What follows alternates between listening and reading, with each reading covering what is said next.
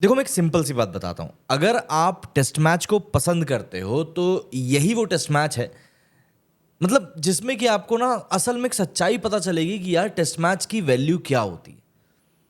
अक्सर हम लोग देखते हैं कि इंडिया में जो मैचेस होते हैं उन मैचेस को लेकर काफ़ी ज़्यादा क्रिटिसिज्म किया जाता है कि यार ये पिच ऐसी है, कंडीशंस बॉलर के लिए हैं, बहुत सारी चीज़ें होती हैं।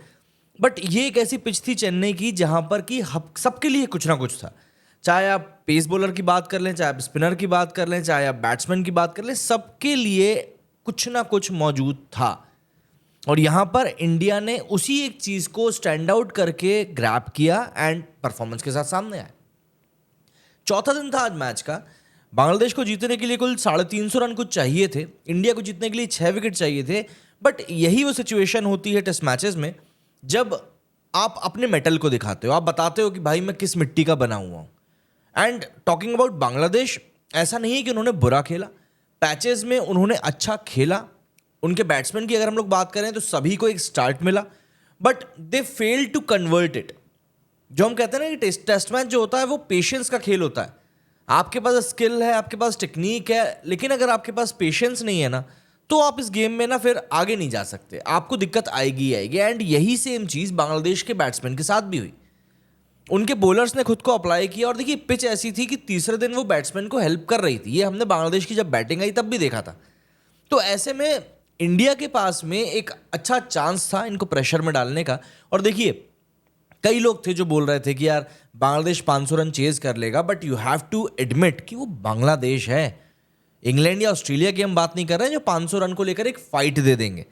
ये हम बांग्लादेश की बात कर रहे हैं। और मैं ऐसा इसलिए कह रहा हूं, मेरे पास कारण है इसका, कि ये वो टीम है जो हमेशा एन मौकों पर या ऐसे मौकों पर जहां पर कि इनको परफॉर्म करना होता है, वहां पर जाकर ये लोग ना अपने आप के ईगो के साथ में ही ना लड़ाई हार जाते हैं।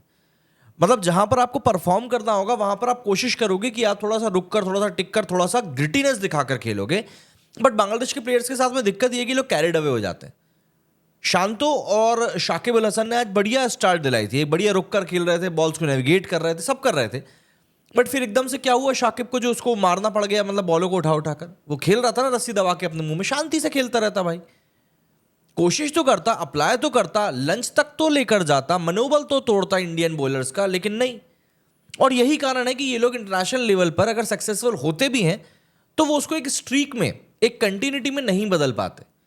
पाकिस्तान के खिलाफ आप जीतकर आए हो, आपकी होप्स बहुत हाई हैं कि आप इंडिया के अगेंस्ट भी जीत जाओगे, अच्छी बात है, बहुत अच्छी बात है। But in the end you have to consider this कि आप पाकिस्तान को हरा कर आए हो, उस पाकिस्तान को जो खुद तरीके ढूंढता है कि भाई मैं कैसे हार सकता हूं और कितनी ज्यादा बेशर्मी से हार सकता हूं। और ये इंडिया है ना, ये इंडिया है। यहां पर आपको वो एक तरीके से सांस लेने का भी मौका नहीं दिया जाएगा कि आप सोच सको, समझ सको गेम को लेकर। आज शुरुआत के 1 घंटे में रवि अश्विन ने कोई बॉलिंग नहीं करी, और उसके बाद जब बंदे ने बॉलिंग करनी शुरू करी तो उसने बिल्कुल सबकी बखिया ही उधेड़ के रख दी।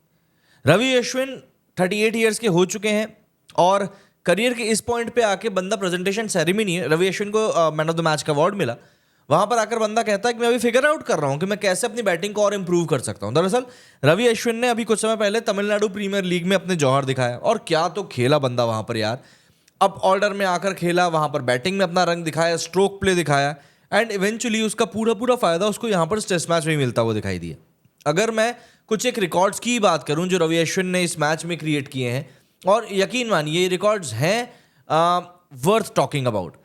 रवि अश्विन की अगर मैं बात करूं तो 100 मोस्ट विकेट्स की अगर मैं बात करूं तो 101 मैचेस में रवि अश्विन के करीब 50.7 के स्ट्राइक रेट से 520 विकेट्स हैं। इस लिस्ट में टॉप पर मुरलीधरन है, शेन वॉर्न है और एंडरसन है। लेकिन सरप्राइजिंगली इस लिस्ट में आपको कहीं पर भी ना कोई पाकिस्तानी बॉलर दिखाई नहीं देगा। इसके अलावा अगर हम टेस्ट क्रिकेट में ही अन्ना के प्रदर्शन की बात करें रवि अश्विन के, तो इंडिया के लिए सेकंड मोस्ट विकेट टेकर बन चुके हैं 522 विकेट के साथ में। मोस्ट 5 विकेट हॉल्स हो चुके हैं अब इंडिया के लिए 37 number. Joint most 10 wicket halls हो चुके हैं इंडिया के लिए 10 बार, ये एक मैच में 10 विकेट भी ले चुके हैं। फास्टेस्ट बॉलर्स हैं वर्ल्ड में जिसने 250 विकेट सबसे तेज लिए, 300 विकेट लिए, 350 विकेट लिए। एक ग्रिटी क्रिकेटर है यार, जिद्दी बंदा है। Second most hundreds at number 8 और बिलो इन द वर्ल्ड, मतलब नंबर 8 और उसके नीचे आकर दुनिया में दूसरे नंबर पर है सबसे ज्यादा सेंचुरी मारने के, 4 सेंचुरी मारी बंदे ने। Only cricketer to have taken 35 wicket hauls and score 20-50 plus scores. ये एक बहुत ही रेयर कॉम्बिनेशन होता है और इसीलिए ये बंदा ओनली क्रिकेटर है, only cricketer. And last but not least, most player of the series awards for India, number 10। ये रवि अश्विन वो बंदा है यार जिसके बारे में ना खुल के कोई बात भी नहीं करता। And time and time Ravi Ashwin को कहीं ना कहीं अपनी वर्थ भी प्रूव करनी पड़ती है कि यार नहीं, मैं इस गेम के लिए बना हूं, मैं इस लेवल ऑफ क्रिकेट के लिए बना हूं। और यही एक मुझको जो एक सिंपल सोल रीजन लगता है ना, यही एक सोल रीजन है जो अश्विन को कहीं ना कहीं मोटिवेट भी करता है कि यार नहीं, मुझे टाइम एंड अगेन बार बार आकर अपने लिए परफॉर्मेंस देनी होगी, अपने आप को प्रूव करना होगा। वो भी तब जबकि हम आज की तारीख में देख रहे हैं कि कितना ज़्यादा कट थ्रोट कॉम्पिटिशन यहाँ पर मचा हुआ है। कुछ और स्टैट्स की अगर हम बात करें तो फोर्थ इनिंग में इंडिया के लिए सबसे ज़्यादा विकेट लेने वाले भी अब आर अश्विन बन चुके हैं। 99 विकेट्स लिए हैं अश्विन ने, 94 के साथ अनिल कुंबले दूसरे नंबर पर हैं। इंडिया के अब फाइनली विन लॉस का जो रेशो है, इसमें विन रेशो जो है अब ज़्यादा हो चुका है। मतलब इंडिया ने अब तक टोटल 580 टेस्ट मैचेस खेले हैं, उसमें से जीते 179 है, हारे 178 हैं और ड्रॉ हुए हैं 222। मैं जानता हूँ ये स्टैट सुनकर आजकल के लोगों को काफ़ी धक्का लगेगा, but this is the reality. आज की तारीख में इंडिया बहुत अच्छा परफॉर्म कर रही है, but there was a time जब इंडिया ड्रॉ को लेकर ज़्यादा सर्टेन हुआ करता था। खैर, मैच की बात करें तो यार मैच में इंडियन बॉलर्स का जलवा छा गया सेकंड इनिंग्स में। फर्स्ट इनिंग्स की कहानी तो आप लोगों को सबको पता ही है, बट सेकंड इनिंग्स में लिटरली स्पिनर्स ने अपना काम कर दिया। जैसे स्पिन डीओ की हम लोग बात करते हैं एंड ऊपर वाले का हम लोग आशीर्वाद ही कहें कि जो हमारे बेस्ट स्पिनर्स हैं वही हमारे लिए एक तरीके से बेस्ट ऑलराउंडर्स भी हैं। चाहे आप जडेजा की बात कर लें, आप अश्विन की बात कर लें। एंड सेकंड इनिंग्स में हम लोगों को उनकी बॉलिंग का जादू देखने के लिए मिला। अश्विन ने जहां 21 ओवर में 6 विकेट लिए, वहीं जडेजा ने 15 ओवर में 3 विकेट निकाले और 1 विकेट यहाँ पर बुमराह को भी मिला। जहां पर स्पिनर्स को मदद मिल रही थी वहां पर बुमराह का विकेट लेना बनता ही है, क्योंकि बंदा पिच से नहीं अपने दिमाग से विकेट लेता है। बात करूं मैं बांग्लादेश की इनिंग की, तो देखिए बांग्लादेश के पास में आज मौका था। मैं ये नहीं कहूँगा कि उनके पास मौका नहीं था, उनके पास उनका चांस था, बट उनको थोड़ी सी ग्रिटीनेस दिखानी थी। और इसका मैं एक कारण आपको बताता हूँ।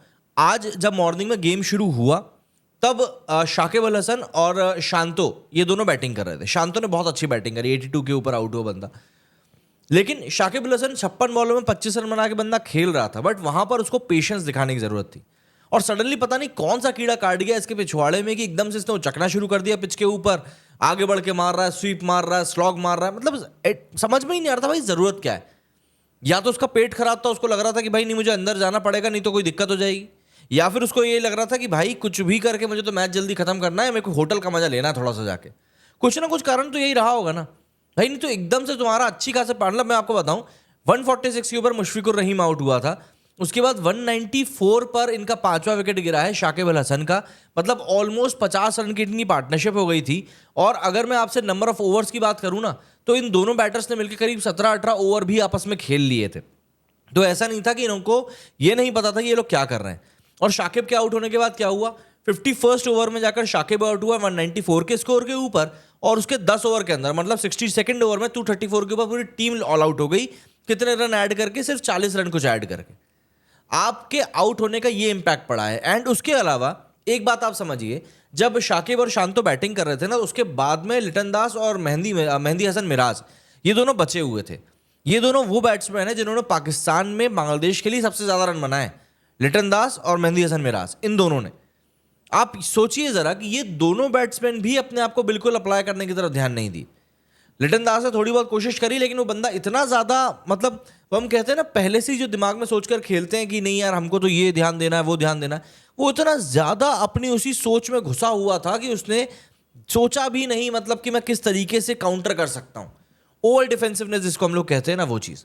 और देखिए उसी चीज का घाटा सीधे तौर पर यहां पर इसको भी हुआ है। और यही कारण है कि कहीं ना कहीं एक तरीके से आप देखिए एज अ होल अगर मैं बात करूं तो इस टीम ने बहुत ज्यादा स्ट्रगल कर लिया इसी एक मैच में। टीम इंडिया ने जिस तरह की, भाई टीम इंडिया 2012 के बाद से टीम इंडिया अपने घर में कोई टेस्ट सीरीज हारी नहीं है। तो आप जब एक ऐसी टीम के साथ में क्रिकेट खेलने के लिए आए हो तो यार आपको थोड़ा बहुत तो प्रिपेयर होना पड़ेगा ना। खैर, अश्विन जैसे मैंने बताया आपको बहुत शानदार खेले, बट यहां पर एक बंदे की और बात करनी पड़ेगी और वो है पंत। पंत ने क्या कमबैक करी है। पंत ने दिसंबर 2022 में जब उसकी गाड़ी की दुर्घटना हुई थी उसके बाद कमबैक किया है। एंड टेस्ट मैच के लिए कहा जाता है कि यार ये जो जोन है ना, ये पंत के ही लिए है। पंत ने दिलीप ट्रॉफी में अपने आप को इंट्रोड्यूस किया। पंत ने जिस तरीके की पूरी इनिंग खेली उस दौरान, कहीं ना कहीं वो एक प्रिपरेशन को भी दिखाता है कि खिलाड़ी कितना ज्यादा अपने आप को अप्लाई करने के ऊपर काम कर रहा है। तो ये मेरे लिए तो कम से कम एक बहुत ग्रेटेस्ट कमबैक है जो ऋषभ पंत की हुई है। शुभमन गिल ने भी एक अच्छा हैंड खेला, लेकिन सबसे इंपॉर्टेंट बात ये रही कि आप ये देखिए कि इस मैच में ना रोहित चला है ना कोहली चला है। इन दोनों के ना चलने के बावजूद भी इंडियन टीम ने यहां पर ना सिर्फ बैटिंग से अच्छी परफॉर्मेंस दी है बल्कि मैच भी जीता है। और यही कहानी हमारी इंग्लैंड के अगेंस्ट में भी थी, जहां पर कि विराट कोहली अवेलेबल नहीं थे, but still India went on to win that series with 4-1 margin, जो अपने आप में एक बहुत बड़ा फीट है। तो इंडिया के लिए एक ऐतिहासिक जीत है, एक ऐसी जीत है जिसको लेकर वाकई में इंडिया सेलिब्रेट कर सकती है। एंड जो आने वाला टेस्ट सीजन है, न्यूजीलैंड के खिलाफ मैचेस होने हैं, ऑस्ट्रेलिया के खिलाफ मैचेस होने हैं, उसको लेकर इंडिया का जो कॉम्बिनेशन है वो ऐसा लगता है कहीं ना कहीं अभी एक सेटल डाउन मूवमेंट पर पहुंच चुका है। हालांकि अगला मैच कानपुर में होना है, वहां पर देखते हैं कि पिच कैसी क्या होती है। वहां पर काली मिट्टी की पिच होने वाली है, यहाँ पर रेड सॉइल की पिच थी, और रेड सॉइल की पिच में अमूमन देखा जाता है कि मैचेस होते हैं तगड़े। इसीलिए चेन्नई की कहानी काफी बार हिस्ट्री में लिखी जा चुकी है सम ग्रेटेस्ट टेस्ट मैचेस के साथ में। कानपुर में कहानी अलग होगी, माना जा रहा है कि कानपुर में कुलदीप यादव को भी मौका दिया जा सकता है। तो देखते हैं अब कानपुर में टीम इंडिया कैसा क्या परफॉर्म करती है। आपका इस मैच के बारे में क्या कुछ कहना है, कमेंट करके जरूर बताइएगा। मेरे इस वीडियो में फिलहाल इतना ही। जय हिंद, जय भारत।